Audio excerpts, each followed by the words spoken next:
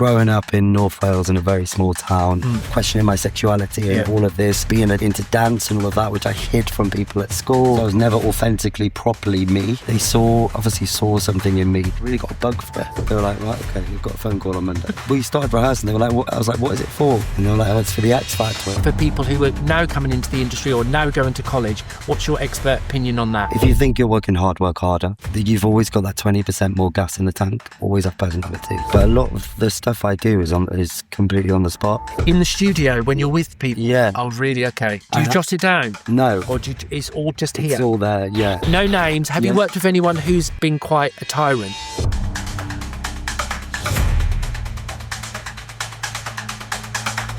My fantastic guest today is a choreographer and director extraordinaire.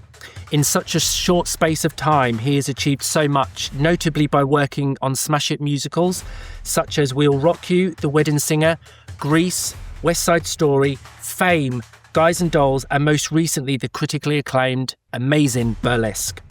From Strictly Come Dancing and The X Factor to Wicked the film, and working with artists such as Paloma Faith, The Killers, Justin Bieber, Beverly Knight, this guy is only establishing himself as one of the best. I give you a warm welcome to the brilliant Ryan-Lee Seager. Oh, hey. Thank you. That was an intro. I know. I'm like as red as this. Listen, even in such a short space of time, you have, incredible what you have done. Do you sort of like sometimes go, oh my God, I'm doing this? I think it's hard, isn't it? Because know you're always chasing the next thing. What can I do next, or how can I improve of what I've done from next? It's great to see how well you're doing. Now, before we go into how you started, where you're going, what you're doing at the moment, I want to give you 3 letters. Yeah. F-Y-D. Oh gosh, yes. Now, I was a massive X Factor fan. Now, although I come from the world of ballroom and Latin, I should have been a Strictly fan. I was still a Strictly fan. However, if it was a choice, I would watch X Factor. Yeah. And for me, the most poignant year was the year you were in it. For me, 2010, I think was the pinnacle of, or not just because you were in it, it was the pinnacle of all X Factors for me. I love the judging lineup. I love the acts who were in it. I mean, there was so many people in the final, but it was like a grand of who was who. I mean, the finalists, there was just everyone in it that year. It was like, they were in it. Oh my God, I didn't realise it. How was that experience? It was madness. I was in my second year at London Studio Centre. Oh my God. And I knew a few of the boys just from being in the industry and going to class, etc. And they were like, would you want to be in a boy band? And I was like, we were on a night out. That's how it always goes. GOY Lane. Yeah. It was outside GOY Lane. Oh, they were like, can you sing? And I sang Black and Cold, Sam Sparrow. Like, that's a great song. I remember that song, yeah. And they were like, right, okay, you've got a phone call on Monday. You're in. You're in, basically. And then we started rehearsing. They were like, what? I was like, what is it for?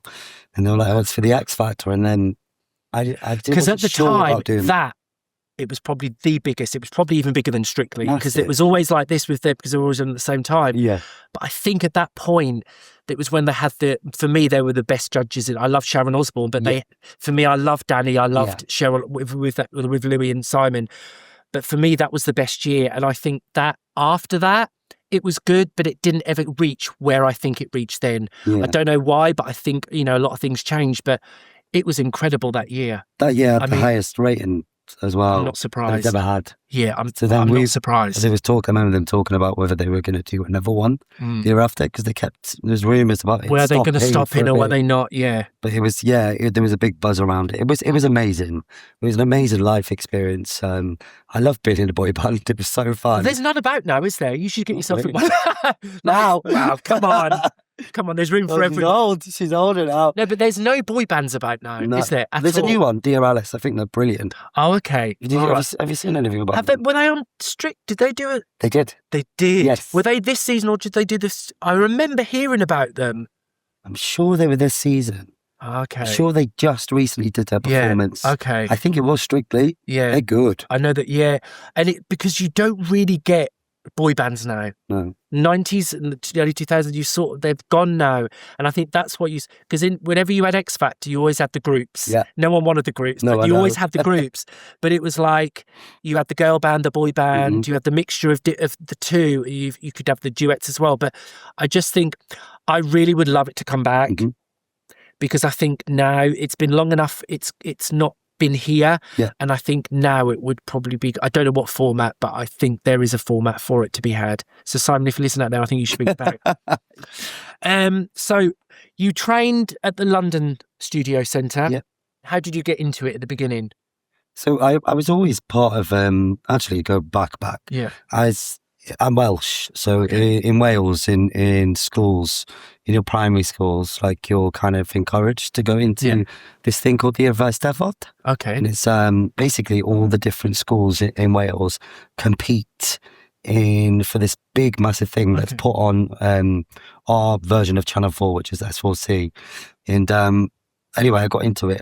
I went into it with a lead role, and we call it can actor, but it's basically musical theatre. Okay, so it's a musical, like a It's like a 12-minute piece or something like that, and then competing, and we won 3 times in a row. Oh wow! So it was like the bug of that.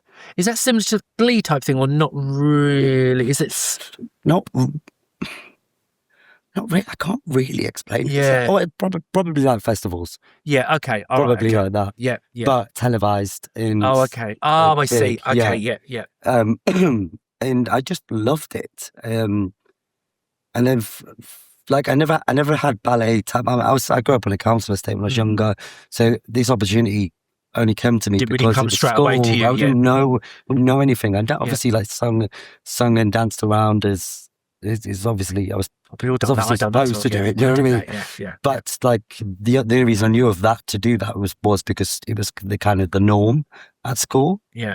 But dancing, I never got into properly. I'm talking technical dancing now until I was 16.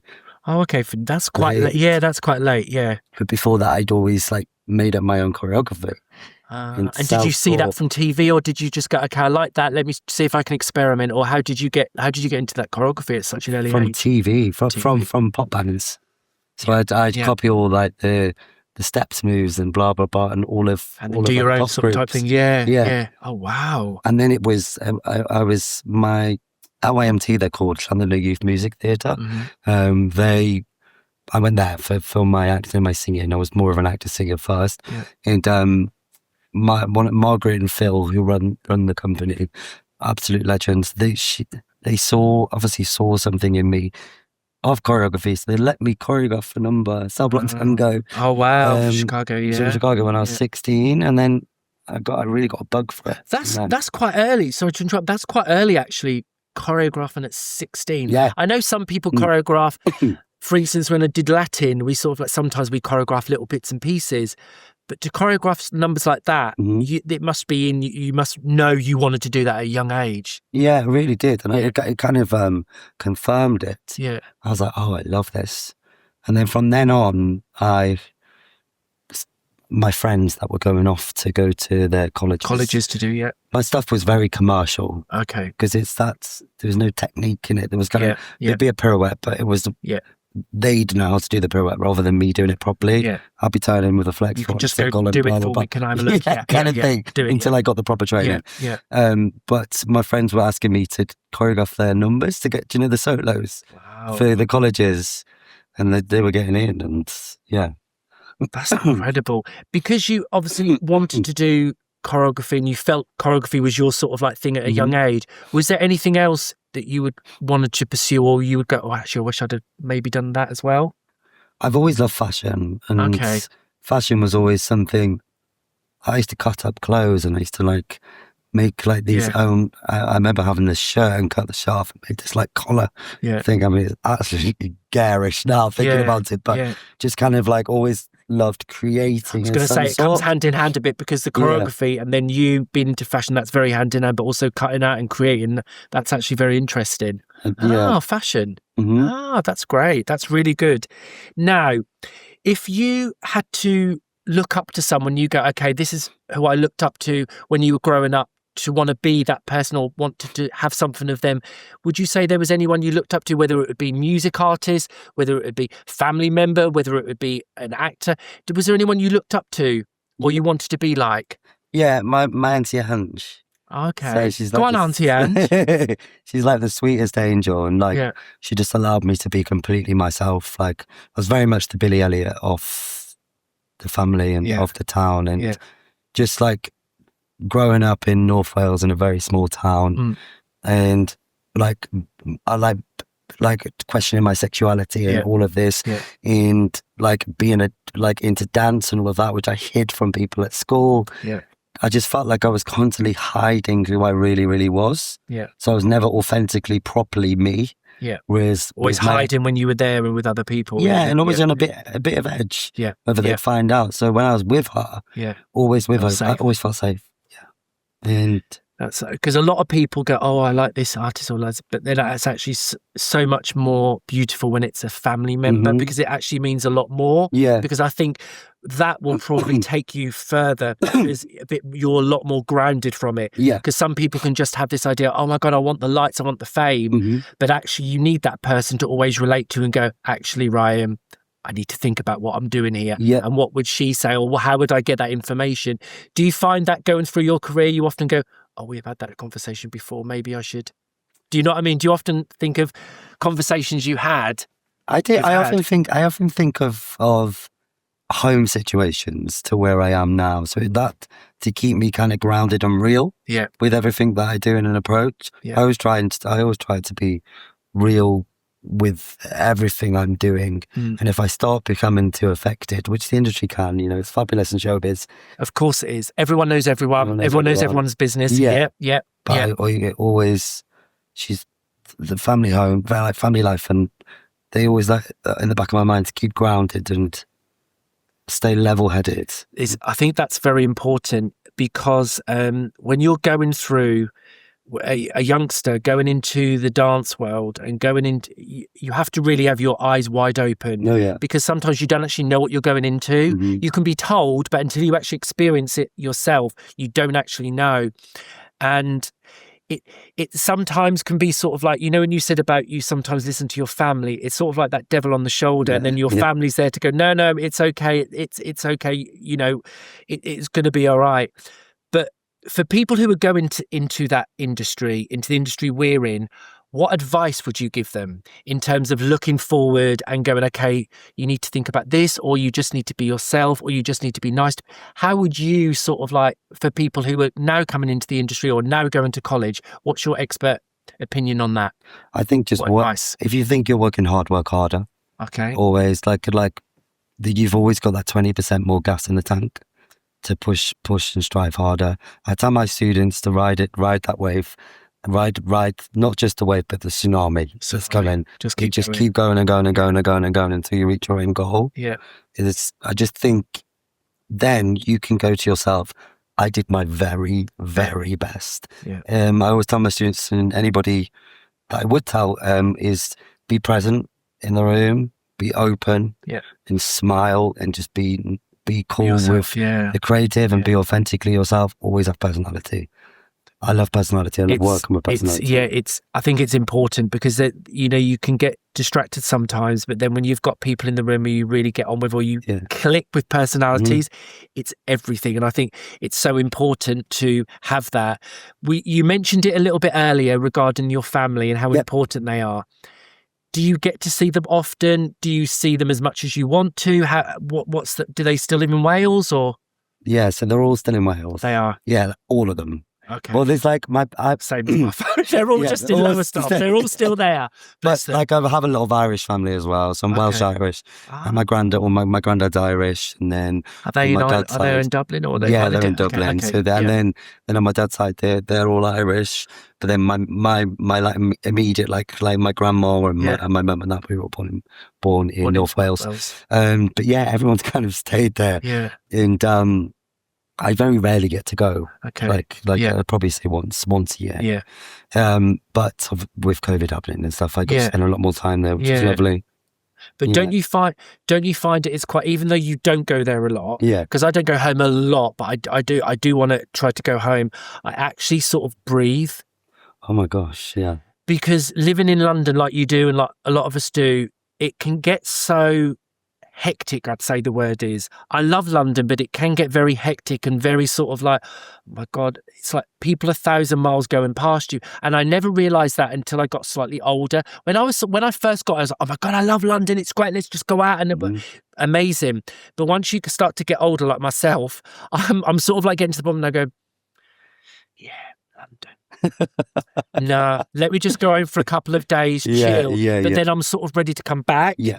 And I'm sort of getting to the point now where I'm like, do I want to come back to London? Do me and my partner want to live here no more?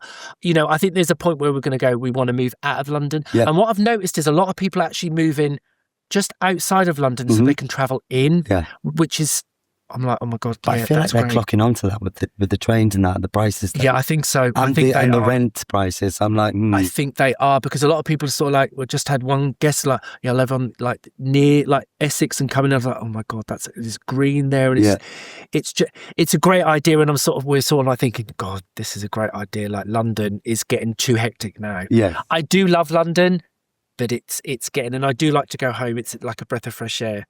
Right. Let's talk about your career.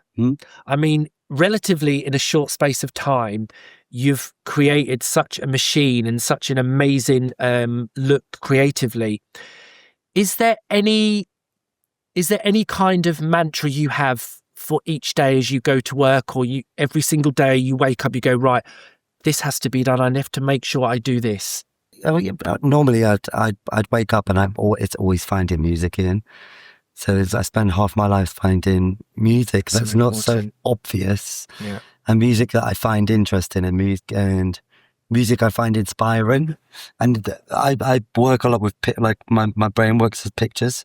Okay. So when I'm listening to something, if a whole movie unravels in here, I know that's the one to go with. Yeah. In terms of to create with. Is your mind like inside a clock? 1,000,000%, yeah. Because I actually feel sometimes I actually have mechanics of a clock inside my head, because I'm constantly thinking about, oh, that's great. Oh, how could I do? And did it? And then I'll go on to something else completely. It's like, oh, this from this to this. And watching your work and you being so creative, you must have that. Like 1,000,000. Kind of. It's sometimes it's like, what am I doing? Yeah, my partner goes, "Oh, you're choreographing again, aren't you?" Because I go like this. I go. You're shut off. I shut off. Yeah. And I glaze off and I go like that, and I don't realise I'm doing it. Oh, really? Never realised I did it. Yeah. Oh, until a couple of people were like, "You all right?" I'm like, I probably look like I'm having a stroke. You know, I probably do though, don't I? If I'm just sat there like that, just still. Yeah. And I was like, oh gosh, and I actually clocked it. I went, what do I do? And he was like, you just go into this kind of trance. I didn't realise. I thought it was like a split second. But yeah, it's me creating this whole world. But that's great. But that's good. You can have your tunnel vision of like, okay, you don't even have to say don't disturb me, because you just automatically just go into that. Yeah. How do you, we've already discussed how you actually get into your brain set. Is that, or have you always create? You just go into your zone and you sort of go, okay, this is the creative. Do you pick the music first, or how is it done? It's normally the music first. Yeah. So the music, I'll listen to the music and then I'll create this whole story. Vision around it. And I very rarely prep it all.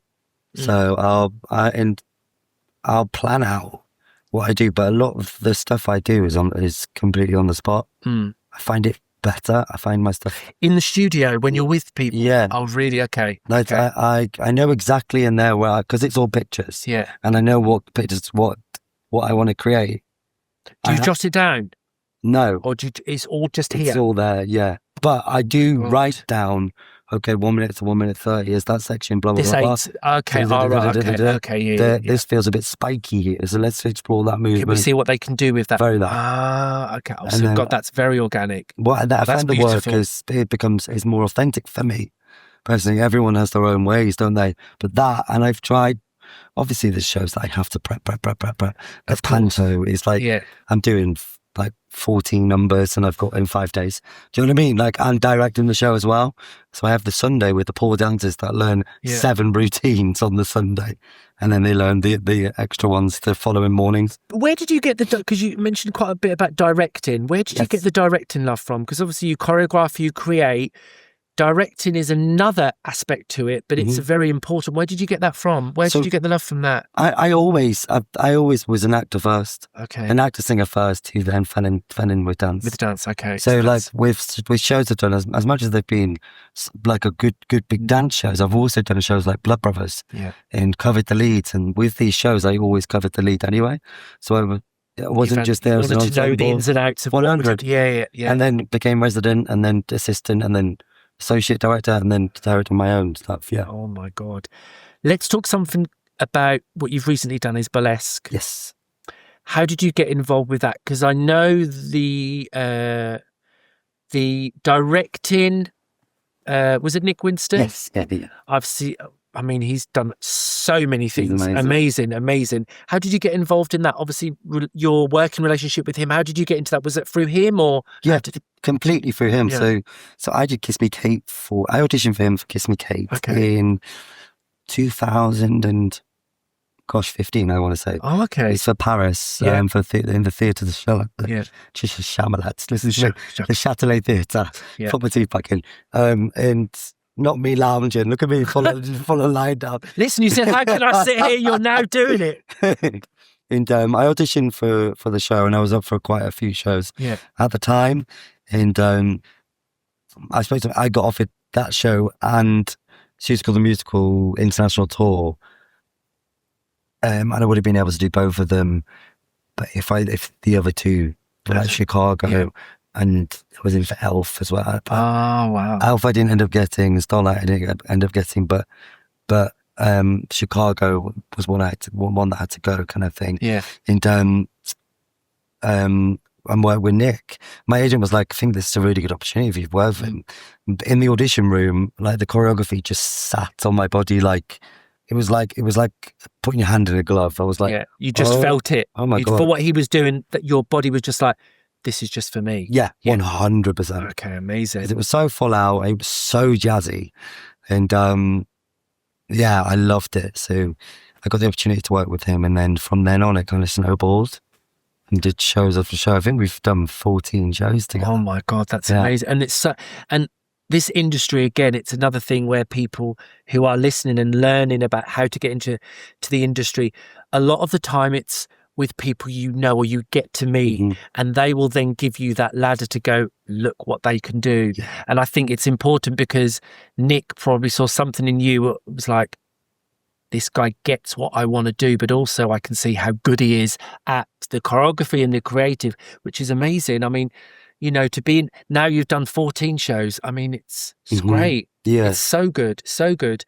But you've got the other one I wanted to talk to you about, and which we briefly talked about before we started filming, is the short films you're putting up of the new dance stories, which I like to call it. Yeah. I mean, the outstanding talents you've got. I mean, Deontay Lodge, Callum MacDonald, Sam Bateson, Cooper Elburn, Dennis Lillen, and Sam Salter. I mean, the common people is genius. Oh, I mean, not why did you do it, but how did you come to the decision that you wanted to do something like this? Because I've not seen anyone do anything to common people at all.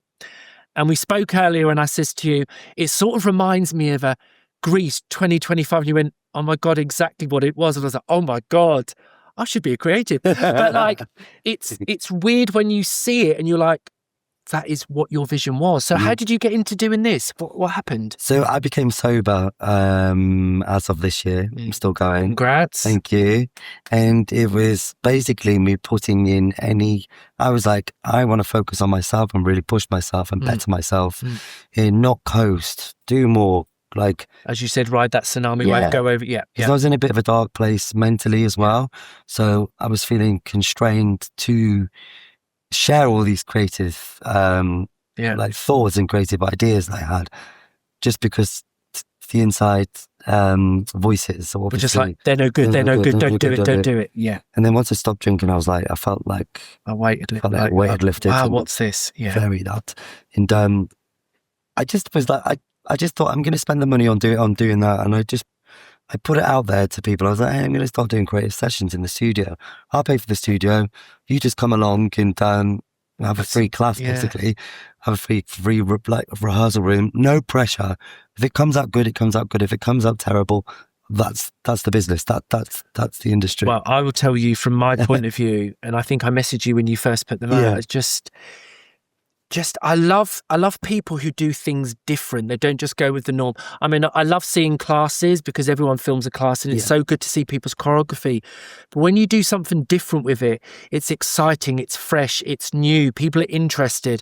You know, it's so fickle now. It's like, oh yeah, it's in it, I don't want to see it again. It makes me watch the whole thing. I don't just want to go, 10 seconds, I don't want to. I want to watch the whole thing because I want to know what happens. Yeah. And I love to see what happens at the beginning and middle and end. And as a choreographer, I want to know what happens and I want to know what's inside your brain and why you did it. Yeah. And it's just so fresh. And I congratulate to you for thinking outside the box and doing something with so many. I mean, the talent you have in that room is, I mean, the British talent is just incredible. And, you know, are you getting a lot of good feedback? You must be getting good, amazing feedback, but are you getting people, other dancers going, oh my God, I'd love to, or can I? Yeah. I bet, So there's lots of messages and I always respond. I'll always talk to them, but how I've done the videos is very specific on casting for that video. Every video's got a certain kind of feel. Different people in different, like a lot of them would do the same one, because they for me they feel versatile to do them. But there's so many people who are so specific that I still got written down 4 videos that I've got planned to come up because every single one of these videos is a whole story here that I needed to get that itch out.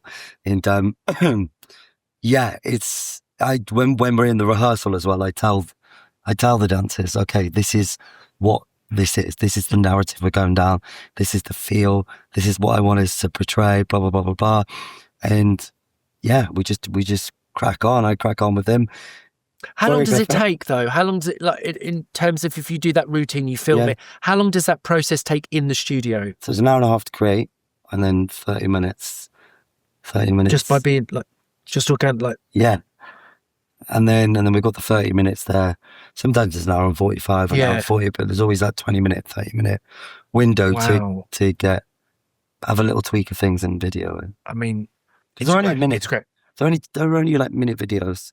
Yeah, but bursts. The only reason I say that is because I think sometimes people don't realise, they see a minute video and think, oh God, it looked like 10 minutes. Yeah. I don't think people, especially working on TV shows, you do like a pro number or you do something and then you just see like a 2-minute version, but you don't realise the choreography before it, and then you go and teach the pros, and then you go, it takes a long time in terms of like from the TV to everything, and people just think, oh yeah, that's all right, you can just come up with a routine in like 10 minutes.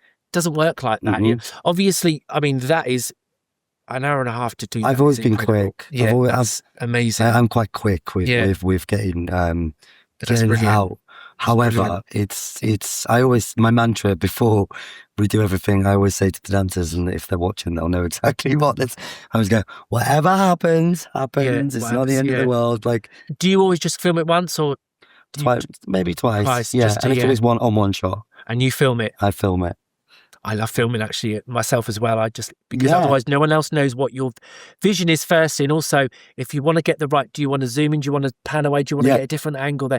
No one knows unless you've got that vision. And I don't think no one knows unless you're the choreographer. You can have amazing directors filming it who haven't seen the choreography, but you always have to film it how you would want to see it. Definitely. I think it's just so important. I like it to be quite chaos as well. Yeah. So I don't like it looking like a clean shot. I like it a bit shaky, and a bit kind of raw. Abstract as well. It looks very abstract as well. Like from the moment when you do the common people and they're doing all the little things. I love that. It's quite Grease, but it's also quite West Side Story as well. It's very much it's very much like that because Yeah, I love it. I think it's interesting actually as teaching and also being a choreographer. I think it's very important, and I always say this, even when I wasn't, I come away from the dance scene for 2 years, and I worked in retail, and I've always been a people's person. Retail, it's very much about serving people and being a people's person. I do feel if you're not a people's person, this is not really the job for you. Yeah, agreed. Because a lot of people, you go, oh my God, I'm so scared of them in the rehearsal. I'm like, but what's the point? You're not going to enjoy it. No. But okay, they might get a result, but at the same time, you have to have heart, you have to have empathy, and you also have to have a knowledge of how you treat people. 100. And like, whenever I go into a studio, it's very much about treating people how you would like to be treated. Yes. And I never want to go, and I did this and you have to do it like this. Okay, let's see it. If it's not right, let's adapt it. Or actually, I would like it that way. There's sometimes where I would put my foot down and go, actually, I want it that way. Yeah. And they go, can we just, no. That's No, what it is, let's, because I think you have to, at certain points you have to put your foot down. Definitely. But I think there's a way of working, but not to the point where you're just like, no, again, no, because then you'll be like, oh my God, what is this? Yeah.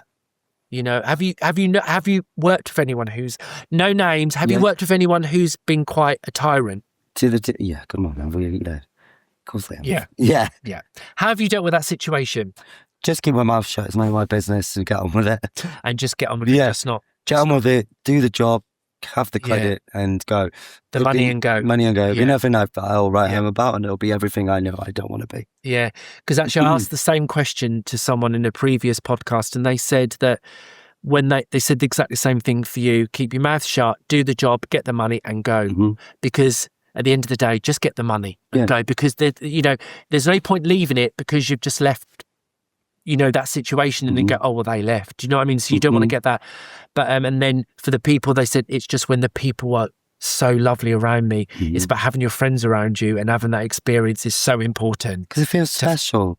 And you're all on this safe space journey, what I used to say to a lot of people that I was in shows with, so everyone's allowed to moan. Yeah. We all have off days, but when it becomes moan, it's fastest round.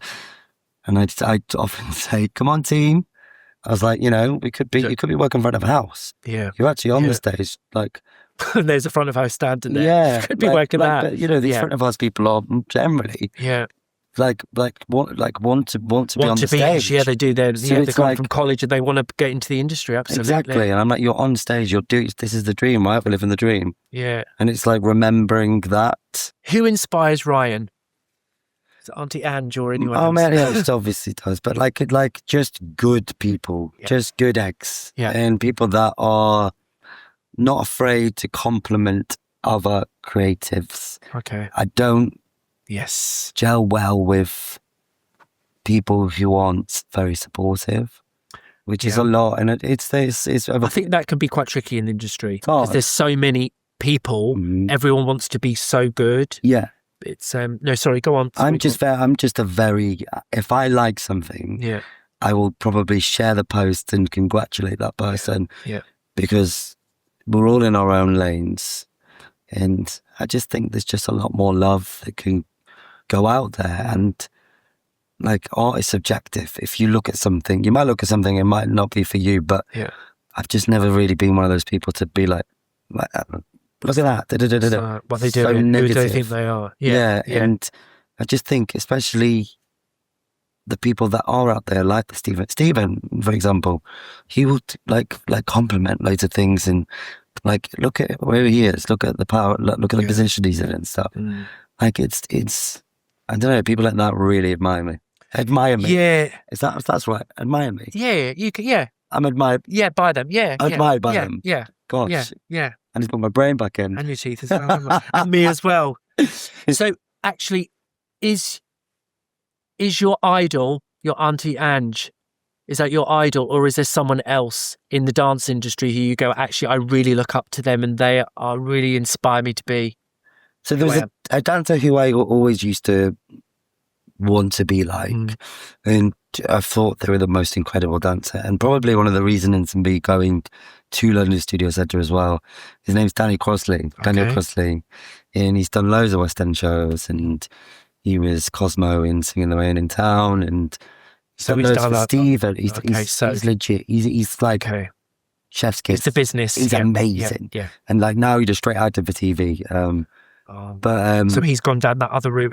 Because he's incredible in all three. So it was like now that Jesus Christ. now he's done the theatre. He's obviously on to his next kind of where he wants to go. But him, and he also trained at London Studio Centre. Yeah, there's a lot of you come from there. There's lots of creatives that come from London Studio. Lots like Ellen Kane.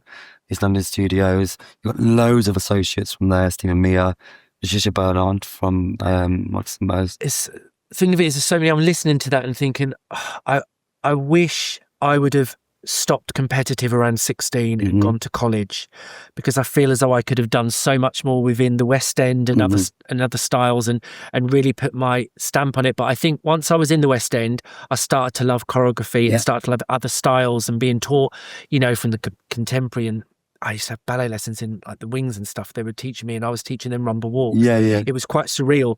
But I just wish I'd have started that. And that's something I was like, oh God, I wish I would have. But, it's something you just go with and you just explore different, and I like to explore different styles and work styles together.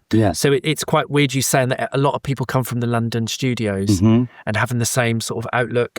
I think they could the ethos there is like they want you to be an individual and they take on, like they like you being creative and like every single thing that we did was like technique wise, jazz was mathematics.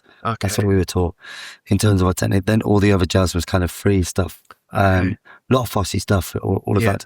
But like our technique in contemporary was Martha Graham and Cunningham. So we weren't doing lyrical, we were doing proper contemporary. But then we had hip hop. But in terms of hip hop, we had locking, popping, house, everything, voguing, all the foundations and everything. We didn't get commercial. Not really. We got hip hop and all the foundations. But you sort of adapt and the odd to commercial class. Did you do Latin? I never did. Never did Latin. I've always loved it, and I've worked with a few people from Strictly, and I'm always. It's interesting though, because I always see a lot of people who come from the commercial industry and also from training in theatre and going to West End. They always say they didn't really get a lot of Latin, and I find it essential because of partner work. And I found it going into the West End that the people I worked with, oh my God, insanely talented. But when it comes to partner work, which that was heavily involved, I was like, no, I don't understand why you can't. Not that you can't do it, but it was so unusual. It was so out of my. I was like, why can't you? If I lift your arm, why are you like straightening your arm for me to turn you under the arm? I didn't quite understand the concept of it. And then when I danced with the swing once, and I was like, can you allow me to lead you? Because I said my back is. Yeah. So I was leading her in like the time before the show, and she's like, oh my God, it's amazing. I said, yes, there's my back. Yeah. Because you're allowing me to lead you. By you going, I can't just catch you because my back is not going to hold up. So that was quite unusual for me because I don't think that gets trained enough. No, it did. For me, it doesn't anyway. I think a lot more colleges are doing it now, though, because I think it helps with your light and shades and your dynamics massively, especially those moments of the squeeze. When I watch it, it's just beautiful. Now, you've worked with a lot of artists in the industry. Who would be your favourite one you've worked with in terms of them getting you getting on, them fulfilling your creative? Who's been your favourite? I loved working with Anastasia. She's an absolute hoot. Yeah. She's fun. Really, really. She looks fun. quite loud, not in a bad way, loud, but she looks quite sort of like. Oh, she's for the gays. Yeah. Do you know what I mean? Out there. Bundles of energy. Yeah. She's great. I loved her. Beverly and I choreographed for West End Bears. So her performance, she's absolutely fantastic. I love her. Yeah. And is there anyone who you would like to work with in the future? There's so many. I'd love to. My dream is to work on movies, to choreograph the movies, or associate the choreographer. I worked on Wicked. The Wicked movie was insane. I loved every single second of it. Wow. Just such an amazing experience. And the choreographer Chris It's just his mind is just everything. And like, he's to come up with something. Sometimes I think my mind is like, and then you think, God, what do they ever sleep? Yeah. He gives me that, but I feel like it was great seeing what I seen in him was like, I feel like how my mind is. And when you look at someone, you go, we're quite similar. We know we can. He's obviously, I'm not saying that in terms of talent at all. He's soaring, but isn't that, I feel like but you know what he's thinking. Yeah. And we got on really, really well. And he ended up coming to my birthday. In Hackney. Like he's great. I loved him. But like then, I'd love to work more on the movie side. I think this is so special. Because you've done have you done tours as well with people? Yeah. Who have you worked with on tour? I was in artist tours. Yeah, never done an artist tour. Okay, would you like to do an artist tour? Say they go, right, Ryan, we want you to do, I don't know, Ariana's World Tour. Oh, to choreograph? Yeah. No, it'll be an absolute dream. Yeah.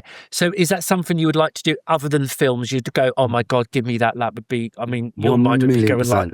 Because the world's your oyster with what you could do with it. Yeah. Yeah, 1 million%. Yeah, it's quite sort of like, I've always loved that music industry look, the concept. How do they get to that concept? Yeah. Because people can watch a music video and go, I looked at it different. What are you looking at? Yes. I thought that's what they were saying, but actually it's not. And then you see the lyrics, you go, okay, I sort of know where this is going. You're like, actually, I don't know where this is going. Yeah. So I love the concept of that, and like, you know, a big artist like that would be incredible. I tell you who I would love to work with. And I've made I would love to work with Sabrina Carpenter. Would you? So I'm only just getting into everyone knows of like, oh my God. Like, do you know what she's like? The Britney we haven't had for years. Very true. And I think someone said that to me and I was like, oh my God, that is so done. I've actually nicked that from my friend Angela. She goes, she's like Sabrina, she's like Britney we haven't had. Yeah. There's been no Britney since. And I'm like, oh my God, you're right. She's just pure pop brilliance. Yeah, that's so right. Like, and I sort of miss that 90s. And when I listen to her music, I don't know if you've listened to the album, but if you listen to the album, there's like hinges of like beats of 80s and 90s. I'm like, really? Oh my God, I love it. So that's probably why, because 90s is my era. So yeah, the nostalgia's like, oh my God, give me it. So I think that's someone who I would love to. But that's actually good. You'd like to go into films. Yeah, 1 million. I mean, the storytelling, any storytelling. I love storytelling and directing. Yeah. Is there any particular movie you'd like to do? Would it be a dance movie, or could you just go full on like? Oh no, gosh, no! I don't think I could direct it. I don't think it'd have to be. I can direct shows. I don't know. Movies a different ball game, isn't it? Yeah. But I'd love to choreograph the movies and like work closely with the director. That's behind the scenes. That's the dream. Yeah. I think just any storytelling. Yeah. I mean, look at high, right? Yeah, but look at what you've done so far. I mean, God, come on, Ryan, you can do that easily. Jesus. I'll throw it out the universe. That's it. Throw it out there on this podcast. In the dance industry, if we had an encyclopedia book, like a magazine, and it had your name, what would you like written underneath it? How would you like it to say about you? What would you like to be remembered for, Ryan? Oh, gosh. Making people feel comfortable and seen, for helping other artists in the industry, and for creating a space for people to excel in. It wasn't so hard, was it? Brilliant. Wow. That's great. It's quite because I asked this to all of my guests, and it's actually sometimes it'd be quite a tough one, because you've got to really think how you work, how you are as a person, but also put it into sort of like a sentence or even a couple of words. Sometimes it's quite hard to go, oh, I think I am. It's hard when it's yourself, right? And also on yourself as well. You're like, oh, how do I sound so I don't sound like I'm over like egg in the pudding, But no, it's an important question, because it's something what represents you and something what you want to continue through, and people to look at and go, actually, I would like to be like that, which I think that's a great scenario. Now, that isn't the end, because we're going to do a quick motion round, which I do with all my guests. Okay. So I give you two options. You have to pick your favourite. All right, bro. All right? It's quite long, you see. Now, It's quick motion, which means it has to be quick. Right, gosh. The last couple were brilliant, so no pressure. Right. First ones are quite easy. Go on. And the next, right. Day or night? Day. Tea or coffee? Coffee. TikTok or Instagram? Instagram. LinkedIn or Facebook? Facebook. Winter or summer? Summer. TV series or film? TV series. 80s music or 90s music? 90s music. Takeaway or eat out? Eat out.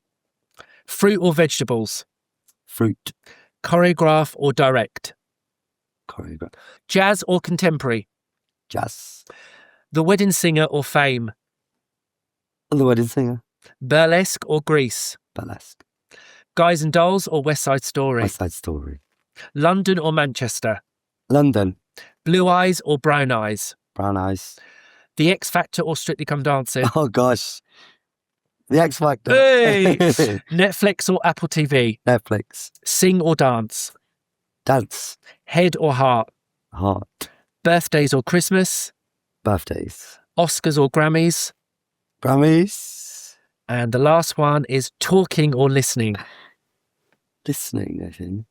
Yeah. Very good. That was quite quick. That was actually quite quick. I'm like, oh, actually, you're going through these really quick. Listen, Ryan, thank you so much for being part of this first series. I'm really excited about how this is going to come out, but I really appreciate your time, energy, and your experience. For people to listen to where you started, where you come from, how you've actually managed your career you have now, and it's an honour to have someone like you here. So thank you so much for your time. Thank you. So much. Thank you.